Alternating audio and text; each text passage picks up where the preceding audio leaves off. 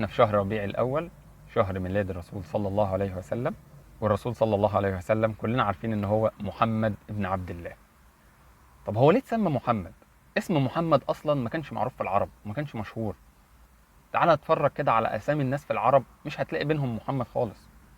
ايه اللي خلى جده او امه يسموه محمد؟ في 3 روايات.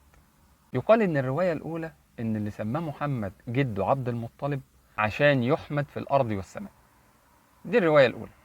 الرواية التانية ان اللي سماه محمد امه السيدة آمنة بسبب انها شافت رؤية في المنام ان هي بتولد وبيخرج مع المولود نور يملأ الارض، وسمعت حد بينده لها او شافت نفسها بتقول: اعيذه بالله الواحد من شر كل حاسد او من شر كل حاقد، وشافت ان هي بتسميه محمد.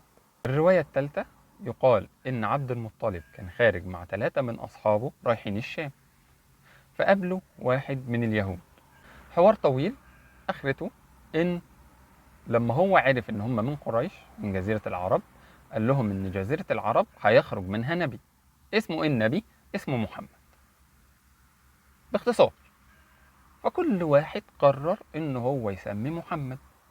عبد المطلب كان راجل كبير، فقرر ان اول حفيد يجيله يسميه محمد، فكان الرسول صلى الله عليه وسلم. ال3 التانيين كانوا سفيان ابن مجاشع سمى ابن محمد، فهو جد الفرزدق الشاعر المعروف. الثاني أحيحة بن الجلاح سمى اسمه محمد. والثالث حمران بن ربيعة سمى اسمه محمد. فدي ال3 روايات اللي بتقال في سبب تسمية الرسول صلى الله عليه وسلم باسم محمد، رغم ان اسم محمد كان غير معروف في العرب. اللهم صل وسلم وزد وبارك على نبينا محمد وعلى آله وصحبه والتابعين، اللهم آمين.